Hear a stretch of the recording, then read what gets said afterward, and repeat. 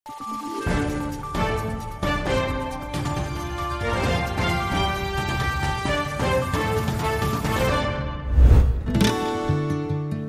sa Zamboanga City, nakilala namin ang isang babae na nahanap ang kanyang swerte sa pagpaparenta ng classic yet modern Filipiniana aterno.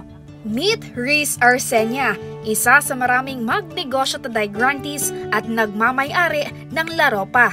Kwento sa amin ni Arsenia, sinimulan niya ang negosyong ito para sa mga kababaihang naghahanap ng classy and modern yet budget-friendly na mga Filipino traditional attires na pwedeng irampa sa anumang okasyon, tulad ng kasal, photoshoot at mga formal events. I saw that challenge, I saw that need of, there was a challenge of rentals of Filipiniana here in Zamboanga.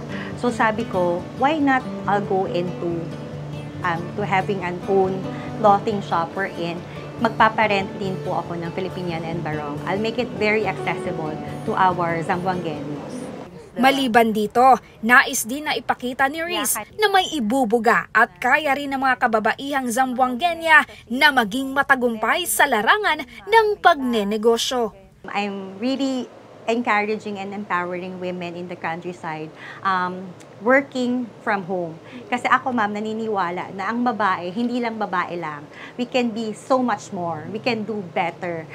We can be leaders. We can be successful entrepreneurs. Pwede tayong maging successful businesswoman.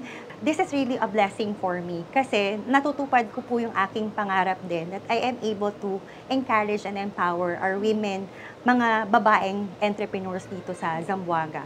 Kinilala naman ni Riz ang Magnegosyo Taday program ng Office of the Vice President sa patuloy na paglago ng kanyang sinimulan na negosyo.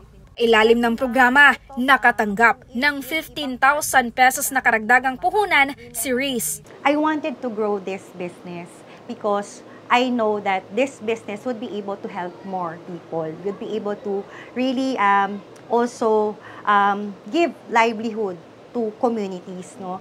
So, dahil sa gusto ko pong mag-grow itong business nito, gusto ko pong makatulong pa sa ibang babae. Sabi ko, kailangan po ng additional talagang stocks. Kasi ano po yung ipangrerenta namin pag wala po kaming stocks? That's where yung MTD po, malaking tulong po yun para sa akin. Narito naman ang mensahe ni Riz sa mga kababaihang nagnanais magnegosyo, ngunit pinangungunahan ng takot at pag-aalinlangan. So just keep believing, keep pursuing the dream, and keep praying about it. Ayun. Ang kwento ni Riz ay patunay na ang determinasyon, tiwala sa sarili at sapat na suporta lalo na ang gobyerno tulad ng Magnegosyo Taday program ng OVP ay posibleng maging daan tungo sa pag-asenso at tagumpay ng mga Pilipino.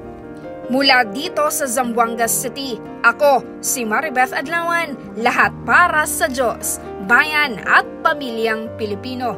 Valiente News.